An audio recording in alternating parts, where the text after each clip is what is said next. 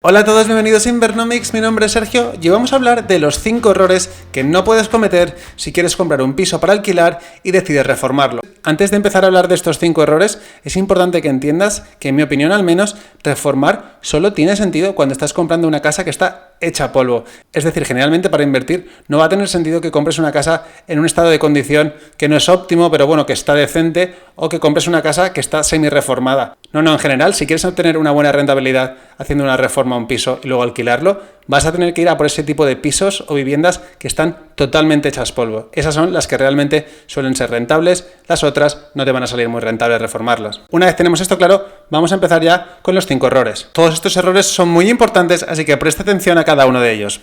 Número 1. No gastes demasiado en la reforma. Si tu objetivo es alquilar el inmueble, deberías centrarte en cambiar lo que más valora un inquilino y mantener los costes relativamente bajos.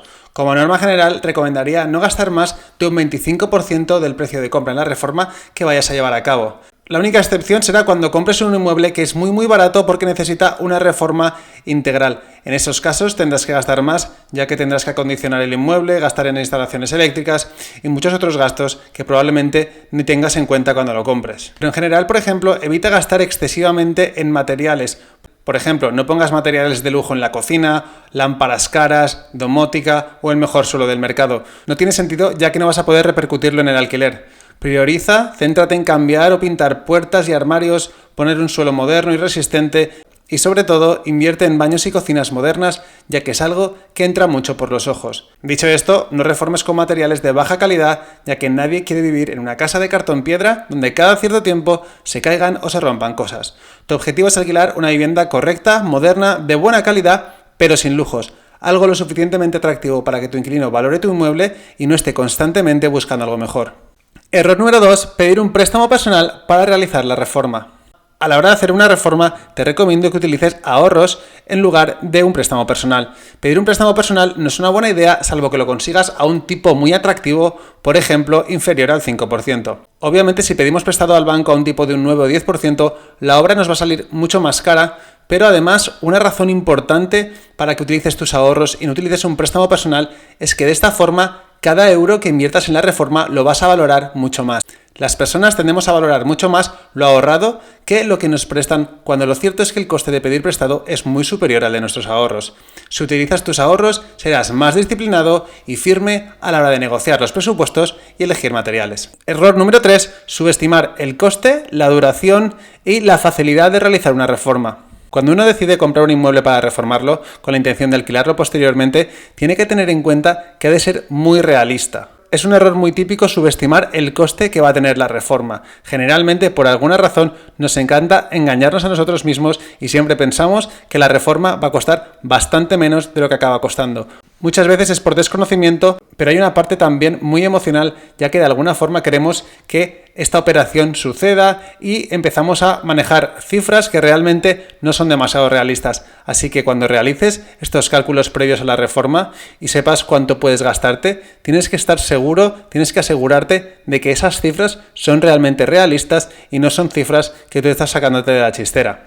Además, es muy típico también creer que la reforma se va a realizar mucho más rápido y en las reformas, casi siempre, muy pocos casos conozco yo que no hayan costado más y que además la duración haya sido muy superior a la estimada inicialmente. Cuando uno va a una casa de reformas, generalmente te van a dar unas estimaciones, pero rara vez se cumplen. A veces por baja productividad, en ocasiones simplemente por causas imprevistas, falta de materiales, cualquier cosa. Lo que es importante es que tengas en cuenta que generalmente no se van a cumplir los plazos y esto es muy importante, ya que no vas a cobrar ningún tipo de renta mientras tu piso siga siendo reformado. Así que ten en cuenta que tanto el coste como la duración generalmente va a ser más alto o más largo de lo estimado. Y en cuanto a la facilidad de hacer una reforma, la gente se suele pensar que es muy fácil o que las cosas salen fáciles, pero lo cierto es que no conozco ningún caso donde una situación de una reforma no haya causado un gran caos y estrés en la familia, con lo cual, aunque delegues la gran mayoría de las tareas o tengas a alguien que esté coordinando la obra, al final vas a estar implicado, ya que nadie se va a preocupar, tanto como tú, de los detalles de cómo quede la obra.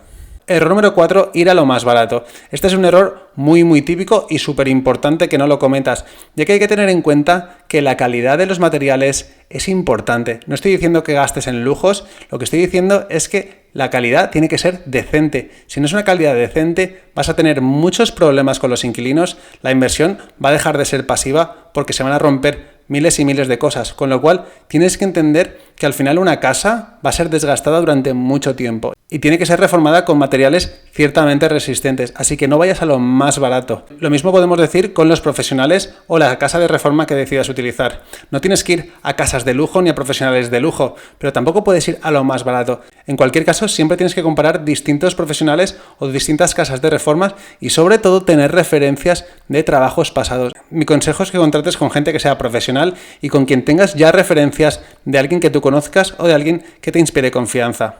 Y número 5, y error súper típico, es no dejar todo por escrito. Cuando haces una reforma hay muchas cosas que tú das por hecho que puedan estar incluidas. De hecho, a mí personalmente me ocurrió que creía obviamente que la casa cuando iba a ser reformada me la iban a dejar pintada. Y me dijo el proveedor o la empresa con la que contraté que no estaba incluido.